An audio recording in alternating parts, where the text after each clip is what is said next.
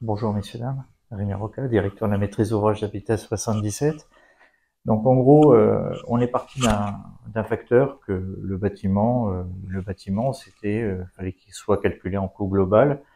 Et quelque part, lorsqu'on rénove des bâtiments, lorsqu'on construit un patrimoine ou lorsqu'on rénove un patrimoine, il faut savoir d'où on part et où on arrive. Donc l'objectif principal, c'était dans un premier lieu la digitalisation de la donnée pour savoir exactement de quoi était composé notre patrimoine, comment est-ce qu'il se comporte, comment est-ce qu'il a été construit de telle manière, il a été construit par quel architecte, parce que bien souvent, vous allez vous rendre compte que sur des patrimoines des années 60, vous avez une reproduction des ensembles, donc sur la récupération, pour savoir de quelle manière elle a été construite, parce que vous allez détruire un certain nombre de patrimoines, ou vous allez en réhabiliter, donc quelque part, de savoir de quoi est composé son patrimoine, c'est hyper important, parce qu'il y a des sites qui peuvent recevoir de manière facile des matériaux, parce qu'ils ont été conçus de la même manière et à la même période. Donc, quelque part, on s'est affilié avec Oxand pour définir notre trajectoire patrimoniale et stratégique et financière pour dire, notre patrimoine, il est composé de tels matériaux, de tant de surface de plancher, et on a mis des lois sur le vieillissement pour les différents composants. Donc, un composant revêtement de sol, il est vieux à partir de quelle période, il doit être renouvelé à partir de telle période. En tout cas, c'est une trajectoire financière et stratégique de l'ensemble du patrimoine. Donc, on a classifié 18 500 logements sur cette opération. Là-dessus, on est venu intégrer Upcyclea en termes de collaboration et avec un rapport avec Oxand, parce que Oxand travaillait au niveau du bâtiment, sur l'enveloppe du bâtiment, sur la structure du bâtiment, sur un certain nombre de composants du bâtiment, et on a voulu travailler sur la décarbonation et travailler plutôt au niveau du logement. Donc là où on partait de 1200 bâtiments classifiés, enregistrés, digitalisés, on est venu rentrer les 18 500 logements composant ces bâtiments. Donc l'inventaire, il s'est fait sur la base de commerces, de logements collectifs, de logements individuels, de foyers, toute la composante d'un ensemble immobilier. On est parti de 18 composants d'Oxand et on a défini avec Upcyclea 72 gisements qui caractérisaient, au titre des passeports circulaires, qui caractérisaient l'ensemble du patrimoine. L'inventaire a été réalisé, tout ça a été rentré dans la machine, et puis derrière, la machine, il faut qu'elle réfléchisse et qu'elle tourne. Et qu'elle nous donne des objectifs et une traçabilité, puisque je rappelle que nous devons caractériser le parc pour savoir d'où on part, pour savoir vers quoi on va et où on arrive. Et là, on nous attendra sur des mesures mathématiques, de savoir si on dit qu'on a fait 30% de recyclage parce qu'on a fait de la réhabilitation sans écrire d'où on part, on n'a rien écrit finalement, on n'a rien démontré. Donc l'intégration de l'outil de gestion circulaire, donc le passeport circulaire a été la base pour caractériser le parc. Donc on a défini 1104 sites, 79 000 gisements qui ont été identifiés, l'import de tous les sites, les informations de surface, l'apport de tous les gisements, ce qui a donné une donnée stratégique en termes de suivi de patrimoine. Il y a le patrimoine qui doit être réhabilité, combien ça coûte, le patrimoine qui rentre, les programmes neufs, combien ils coûtent, et ainsi de suite. Donc un plan stratégique du patrimoine et financier réalisé en intégrant la valeur carbone. Donc les signatures circulaires, c'est l'intégralité du parc, c'est 500 000 tonnes de CO2. Les signatures circulaires, comme les produits d'origine, on ne les connaît pas, ils sont pas définis, quelque part on est parti sur des produits non connus. Hors béton, on se rend compte que sur les bétons, quelque part on a des choses qui sont pas réemployables, puisque de toute manière on connaît les bétons qui vont partir en décharge puisqu'ils sont amiantés ou autres. Donc on part d'un constat initial où notre parc est plutôt très basique, parce qu'on ne connaît pas sa composition exacte. Donc là-dessus, on est parti sur 3 hypothèses de décarbonation. Une hypothèse scénario 1, rénovation énergétique, reconstruction neuve en béton avec produits sains et bas carbone, rénovation énergétique puis reconstruction neuve bois avec partie sain et bas carbone, et rénovation énergétique puis rénovation lourde avec produits sains et bas carbone. Donc les trajectoires, l'évolution de l'empreinte carbone, on part de 500 000. Si on est sur un scénario reconstruction neuve bois, on est à 266 000. Si on est sur un scénario reconstruction neuf béton, à 281 000. Et si on est sur un scénario rénovation lourde, on descend à 188 000. Donc on est capable de définir une trajectoire en fonction de l'orientation stratégique qui va être retenue.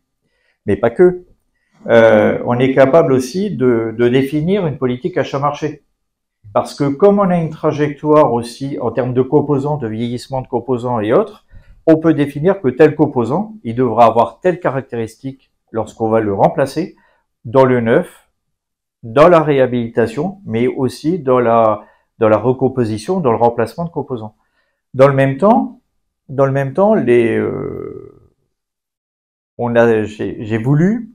j'ai voulu qu'on s'attache aussi à la valeur santé du composant.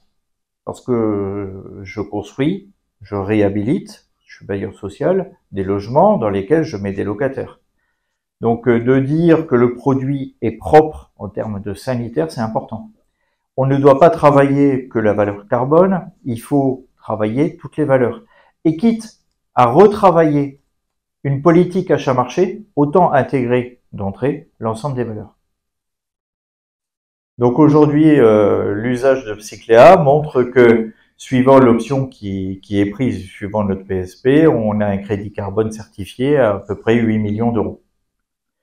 Ces 8 millions d'euros nous permettent deux choses, de montrer que la courbe de décarbonation à 2030, elle est à peu près conforme par rapport à notre stratégie globale, que notre PSP nous permet d'atteindre tel niveau, alors notre PSP c'est notre capacité d'investissement, et que la trajectoire de capacité d'investissement nous permet de nous situer à 2030, mais nous permet aussi de nous situer à 2050 par rapport à la neutralité carbone attendue. Donc tous ces calculs permettent de démontrer de manière factuelle et mathématique une trajectoire et de donner une politique d'achat, de remplacement de composants, de définition des nouveaux programmes, et une trajectoire pour un office ou en tout cas pour un organisme. Ici on parle d'un organisme HLM, on peut parler d'une politique achat pour une ville, d'une politique achat pour peu importe l'outil, peu importe la manière, mais en tout cas ça nous permet de démontrer un certain nombre de choses. Donc déployer les actions d'industrialisation, c'est maîtriser le réemploi, c'est éco-concevoir, c'est ressources management, mais c'est aussi connaître son patrimoine et connaître exactement de quoi est composé son patrimoine. Développer des projets puits de carbone, disposer de processus et d'outils permettant la bonne réalisation des étapes précédentes. Voilà en gros, donc la politique globale d'Habitat 77, c'est je pars d'un postulat où j'ai un patrimoine, de quelle manière je vais le transformer, de quelle manière je vais accompagner cette transformation, à quel coût, et est-ce que c'est soutenable pour l'établissement, parce que on peut tout écrire, mais il faut savoir de quelle manière je vais l'écrire, de quelle manière je vais me placer financièrement. La deuxième chose, c'est aussi de se dire, à quel moment il est important de faire du réemploi en masse. Et là, je rejoins ce qui a été présenté précédemment. Nous, on se sert en gros des opérations de type en rue, sur lesquelles on a une part de démolition. Aujourd'hui, Habitat 77, c'est 720 logements démolis. C'est en gros 20 AMO qui travaillent aussi bien sur du neuf, sur de la résidentialisation, sur de la réhabilitation. Et c'est de dire, je prends un AMO qui me définit sur la démolition l'ensemble des gisements et qui va travailler avec tous les autres AMO et qui, avant de passer les marchés travaux, va définir l'ensemble des matériaux, où est-ce qu'ils vont aller, de quelle manière et ainsi de suite. Et d'intégrer cette démarche-là au plus court sur une ville, sur une agglomération, avec des trajectoires de matériaux qui soient, en termes d'impact carbone, les plus bas possibles. Et de travailler en coût global. Si je l'emmenais en décharge à quelle distance est la décharge, combien j'ai de dépenses carbone pour aller jusqu'à la décharge, combien j'ai de dépenses carbone pour le retraiter, et combien j'ai de dépenses carbone pour le réemployer au plus court. Et de faire la démonstration entre les deux en coût global, savoir lequel, est-ce que ça coûte cher de faire du réemploi ou est-ce que ça coûte pas cher. Parce que donc c'est tous les marchés qui sont aujourd'hui d'être établis avec un REX qui est de dire une option 1, je l'emmène en décharge, une option 2, je retraite sur site et je réemploie à courte distance pour permettre justement d'avoir la démonstration sur le coût réel du réemploi.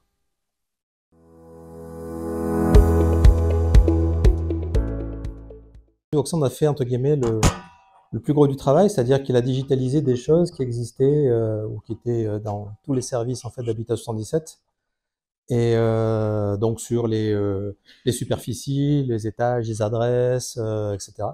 Nous, on est venu se connecter à ça, mais on a appliqué en fait un système de modélisation du patrimoine, c'est-à-dire qu'on a acquis une grosse expérience qui nous permet de dire en fait comment on peut passer d'un bâtiment au logement, ce que disait en fait Rémi tout à l'heure.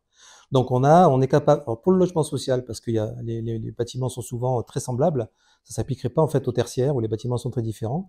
On sait très facilement en fait passer d'un état des lieux macro, puisque donc Oxand avait à peu près identifié 18 composants. Alors un composant c'est électricité. Vous voyez, donc l'électricité ça ne dit pas en fait quels sont les composants électriques d'un logement, ou c'est façade. Vous voyez, donc c'était vraiment très macro. Donc on a dû faire en fait une association entre leurs composants macro avec nos gisements, si je puis dire, micro, donc passer du bâtiment avec ses 18 composants au logement, avec tous les gisements, on voyait qu'on a généré 80 000 gisements.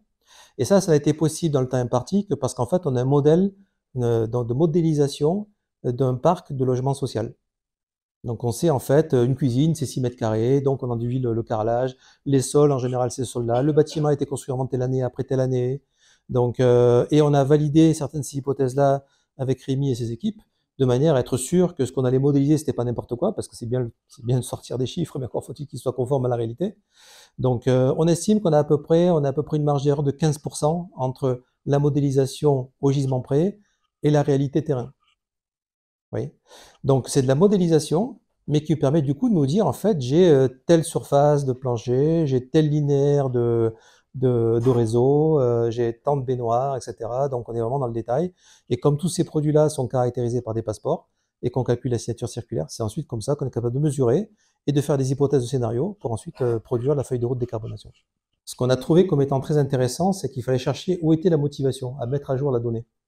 Parce que finalement, on peut définir des processus, on dit en fait c'est tel technicien ou tel autre ou tel intervenant qui doit mettre à jour de la donnée, la remonter depuis le terrain, etc. Quelqu'un doit la saisir et tout ça, mais c'est difficile d'aller chercher la motivation.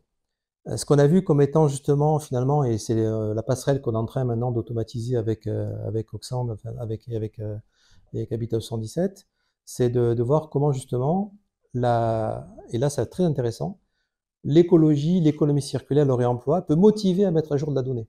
Parce qu'à partir du moment où je peux en fait récupérer une valeur économique résiduelle, à partir du moment où je sais qu'en fait je peux faire du réemploi parce que ce produit-là, il arrive en fin de vie, et donc peut-être je peux aller chercher dans Pirée ou ailleurs en fait un produit technique pour le remplacer.